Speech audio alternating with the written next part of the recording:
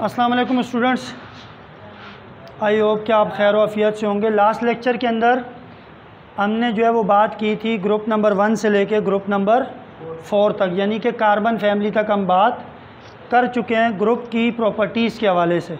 उसमें हमने ग्रुप की डेफिनेशन डिस्कस की थी, ग्रुप 1 के एलिमेंट्स की करैक्टरिस्टिक, ग्रुप 2 के एलिमेंट्स की करैक्टरिस्टिक, ग्रुप 3 और ग्रुप 4। आज हम बात कर रहे हैं ग्रुप नंबर 5A की, जिस फैमिली का नाम है नाइट्रोजन फैमिली, यानी ग्रुप 5 को हम क्या नाम दे रहे होते हैं? Nitrogen family. अब सबसे पहले हमने देखने हैं इस ग्रुप के अंदर जो है टोटल कितने एलिमेंट्स हैं। This group include nitrogen, phosphorus, arsenic, antimony and bismuth. ये इस ग्रुप के एलिमेंट्स के नाम हैं। इसी ग्रुप में नीचे एक और एलिमेंट है, आपकी बुक में मेंशन नहीं है, उसका सिंबल होता है MC, capital M small c उसका सिंबल होता है इस तरह से। इसका नाम है मॉस्कोवियम, इसका नाम है मॉस्कोवियम। मेंशन नहीं है तो हमें करने की ज़रूरत नहीं है, लेकिन अगर आपको पता है तो बहुत अच्छी बात है। सेकंड पॉइंट है their valence shell contain 5 electrons. Last time भी ये बात क्लियर की थी, जो किसी एलिमेंट का ग्रुप नंबर होगा उतने ही उसमें वैलेंस क्या होंगे? इलेक्ट्रॉन्स होंगे। क्या होंगे?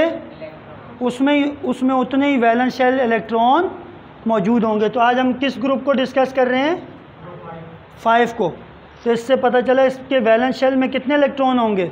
5, क्योंकि ग्रुप रिप्रेजेंट करता है वैलेंस शेल इलेक्ट्रॉन को। तो जो किसी एलिमेंट का ग्रुप नंबर होता है उतने ही उसमें वैलेंस क्या होते हैं?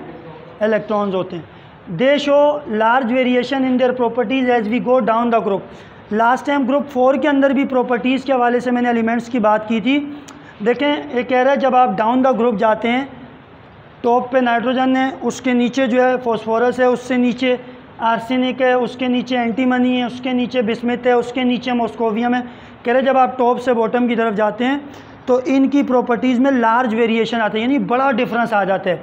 अच्छा, ये बड़े डिफरेंस की वजह मैंने लास्ट टाइम भी बात की थी, वो इनका इंटर एटॉमिक स्ट्रक्चर हो सकता है, वो इनकी इलेक्ट्रॉनिक कॉन्फ़िगरेशन हो सकती है, उसमें दूसरी चीज़ इनका एटम का साइज़ हो सकता है, या बनने वाले आयन का साइज़ हो सकता है। उसमें बहुत सारे फैक्टर्स इन्वॉल्व हैं जो कि इनकी प्रॉपर्टीज़ को चेंज करने का बायस बनते हैं, जिसकी वजह से एक लार्ज वेरिएशन हमें प्रॉपर्टीज़ के अंदर देखने में आता है। चौथा पॉइंट है except nitrogen all exist in allotropic form. लेकिन नाइट्रोजन के अलावा बाकी तमाम के तमाम एलिमेंट्स जो है वो एलोट्रोपिक फॉर्म में एग्जिस्ट करते हैं। अब देखें, जो वर्ड एलोट्रोपिक है ना, ये आप सबके लिए एक न्यू वर्ड है यहाँ पे। एलोट्रोप जो है ना, ये पूरा एक टॉपिक है, आपकी बुक के अंदर मौजूद है। देखें, एलोट्रोप बेसिकली एलिमेंट्स के अंदर पाए जाने वाला एक फिनोमेना है, जिसमें एक एलिमेंट जो है due to the different arrangement of atom, वो डिफरेंट फिज़िकल स्टेट ज़ाहिर करता है, यानी डिफरेंट फिज़िकल स्टेट ज़ाहिर करता है। उस डिफरेंट फिज़िकल स्टेट के ज़ाहिर करने के फिनोमेना को हम कहते हैं कि ये एलोट्रोपी शो कर रहा है। क्या शो कर रहा है? और उसकी जो टाइप्स होती हैं, फॉर्म्स होती हैं, उसको हम कहते हैं एलोट्रोपिक फॉर्म्स। उसको हम क्या कहते हैं? Allotropic forms. तो ये कह रहे हैं कि यहाँ पे जो नाइट्रोजन है उसके अलावा जितने भी मेंबर हैं सब के सब एलोट्रोपिक फॉर्म में पाए जाते हैं। किस फॉर्म में पाए जाते हैं? एलोट्रोपिक फॉर्म में, यानी फॉस्फोरस भी, आर्सेनिक भी, एंटीमनी भी, बिस्मिथ भी, ये सब के सब किस फॉर्म में पाए जाते हैं? एलोट्रोपिक फॉर्म के अंदर पाए जाते हैं। उसके बाद हमारे पास ग्रुप नंबर 6 है, जिसको हम कहते हैं ऑक्सीजन फैमिली। ऑक्सीजन चूँकि टॉप मेंबर है इस ग्रुप का, तो इसीलिए इस ग्रुप का नाम किसके नाम पे रखा गया? ऑक्सीजन के नाम पे। तो oxygen family, this group include oxygen, sulphur, selenium, tellurium, polonium. ये इस ग्रुप के मेंबर्स हैं।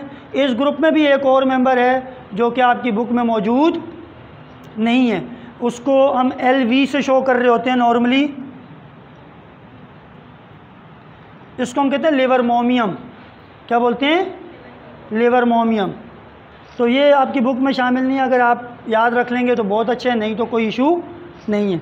Their valence shell contain 6 electrons. Their valence shell contain, क्यों ये 6 इलेक्ट्रॉन कंटेन कर रहा है? ग्रुप नंबर 6 से। Very good. देखें, जो ग्रुप नंबर होगा उतने ही क्या होंगे? वैलेंस इलेक्ट्रॉन्स होंगे। वैलेंस इलेक्ट्रॉन, इलेक्ट्रॉन्स नहीं, वैलेंस इलेक्ट्रॉन्स बोलेंगे आप, यानी बाहर वाले शेल में उसके उतने इलेक्ट्रॉन्स होंगे जो उसका ग्रुप नंबर है, जो उसका ग्रुप नंबर है। All of these elements exist in allotropic form. देखें, ऊपर वाले ग्रुप में तो नाइट्रोजन एलोट्रोपिक नहीं था, बाकी एलोट्रोपिक थे। ग्रुप 6 ऑक्सीजन में तो सब के सब क्या हैं, एलोट्रोपिक फॉर्म में एग्जिस्ट करते हैं। Oxygen and sulphur are non metal. अब वो फर्दर आगे मज़ीद उनकी करैक्टरिस्टिक्स बता रहे हैं। पहले तो ये बताया कि भाई तमाम के तमाम एलोट्रोपिक फॉर्म में एग्जिस्ट करते हैं। आगे एक न्यू नॉलेज आपके साथ शेयर की जा रही है, oxygen and sulphur are non metal, यानी नेचर कैसी है दोनों की, नॉन मेटल्स हैं।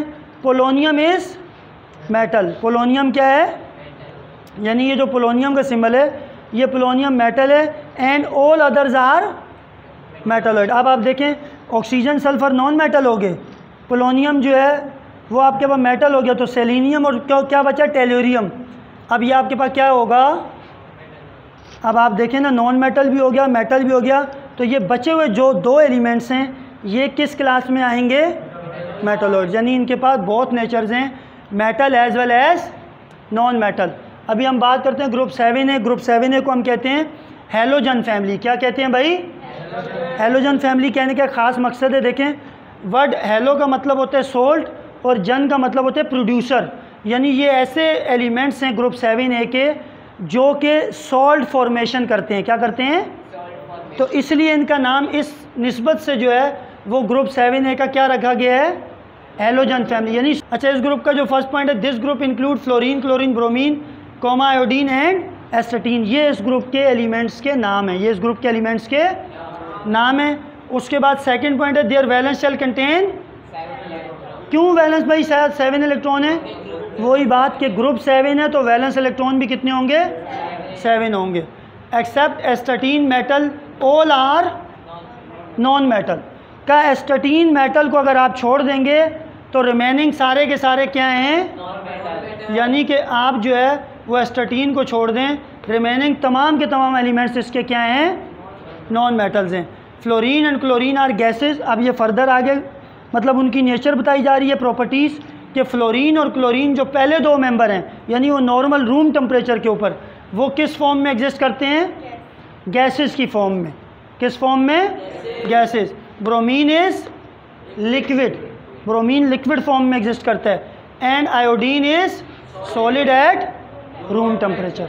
अच्छा, अब ये ऐसा पॉइंट है, इसमें से MCQs आ जाता है बाज़ दफ़ा आपके पेपर्स में। इसमें देखें फ्लोरीन और क्लोरीन क्या हैं, दोनों गैसेस हैं।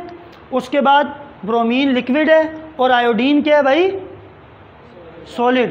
तो ये चार जो हैं रूम टेम्परेचर पे डिफरेंट जो है नेचर के साथ पाए जाते हैं। तो इसमें से आपके पास MCQs पेपर में आ सकते, तो आपको पता होना चाहिए। वहाँ पे आ गया भाई जो है मिसाल के तौर पे आयोडीन का पूछ लिया उन्होंने, at room temperature iodine exist in dash state, नीचे 4 स्टेट दे दी, सॉलिड, लिक्विड, गैस और एक नन ऑफ दीज कर दिया मिसाल।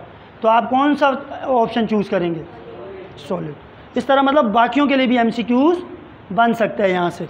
अब हमारे पास है ग्रुप 8A। इस ग्रुप को इनर्ट ग्रुप भी कहते हैं और नोबल गैसेस भी कहते हैं।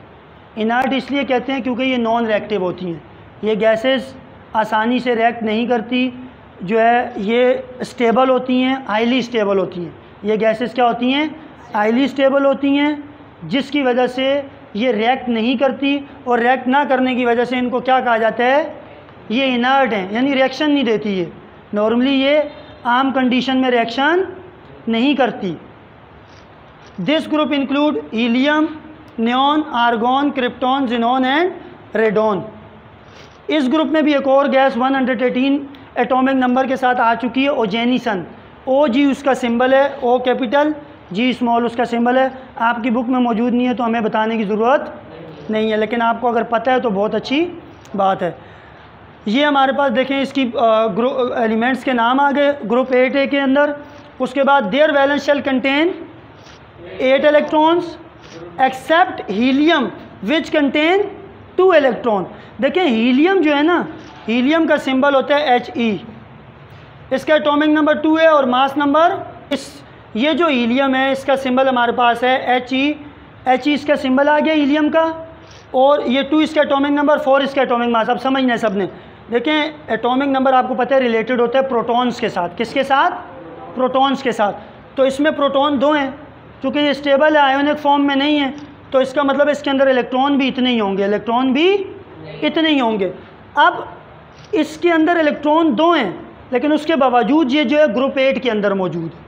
क्योंकि ये नोबल गैस है तो इसको जो है एज़ पर देयर इलेक्ट्रॉनिक कॉन्फ़िगरेशन इसको ग्रुप 2 में होना चाहिए था, लेकिन इसको ग्रुप 8 में रखा गया है। वो इसलिए क्योंकि ये नोबल गैस है तो इसको नोबल गैसेस के साथ प्लेस किया गया है।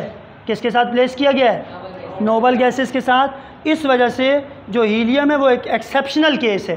हीलियम एक एक्सेप्शनल केस है। ये हीलियम 2 इलेक्ट्रॉन्स होने के बावजूद भी किस ग्रुप में पाया जाता है भाई? 8A में। ठीक हो गया यहाँ तक। अब हमारे पास लास्ट ग्रुप रह गया बच्चों, ये हमारे पास ट्रांजिशन मेटल्स हैं। देखें ग्रुप 1B से लेके ग्रुप 8B तक हमारे पास जितने भी ग्रुप्स हैं उनको हम नॉर्मली कहते हैं ट्रांजिशन एलिमेंट्स। आपके पास जो प्रोडक्ट टेबल है आपने अगर देखा हो, इस तरह का प्रोडक्ट टेबल होता है, उसकी शेप इस तरह की होगी, आप देखें।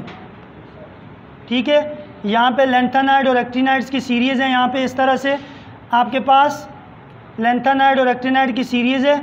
ये जो बीच में स्पेस है देखें, ये S ब्लॉक और ये P, ये S और ये जो D ब्लॉक एलिमेंट्स हैं, these D block elements are basically called transition elements.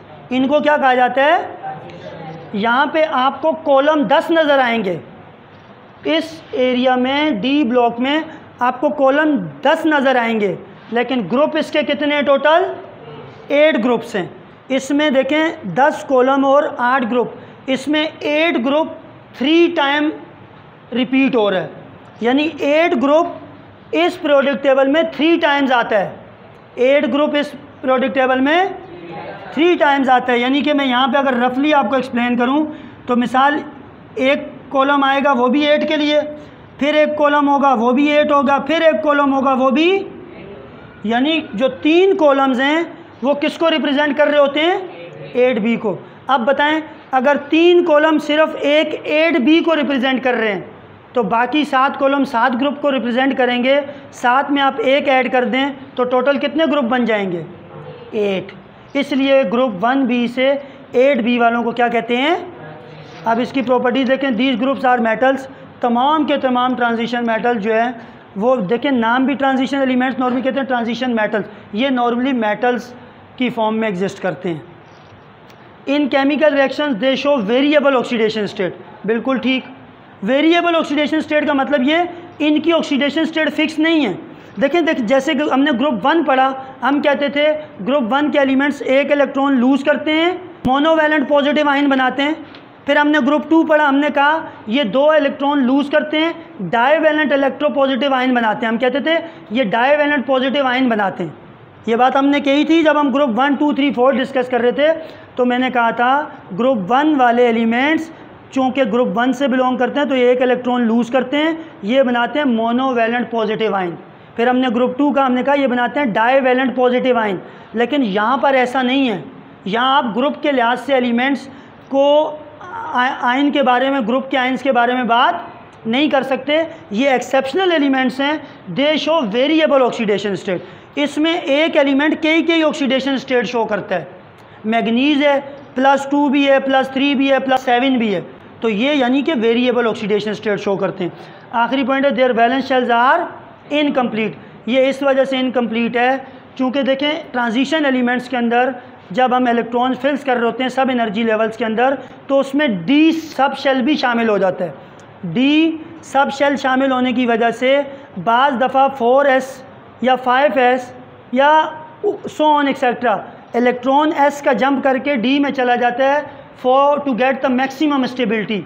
उस s इलेक्ट्रॉन के जंप करके ऊपर जाने की वजह से इनको हम क्या कह रहे होते हैं? Their valence shells are incomplete. इनके वैलेंस शेल कंप्लीट नहीं होते। उम्मीद है यहाँ तक आपको बात बहुत अच्छे से क्लियर होगी इंशाल्लाह। नेक्स्ट टाइम एक लॉन्ग क्वेश्चन आता है आपके पेपर में, उससे रिलेटेड इंशाल्लाह हम डिस्कशन करेंगे। यहाँ पे हमारा ग्रुप्स वाला क्वेश्चन जो है वो क्या हो चुका है? मुकम्मल हो गया।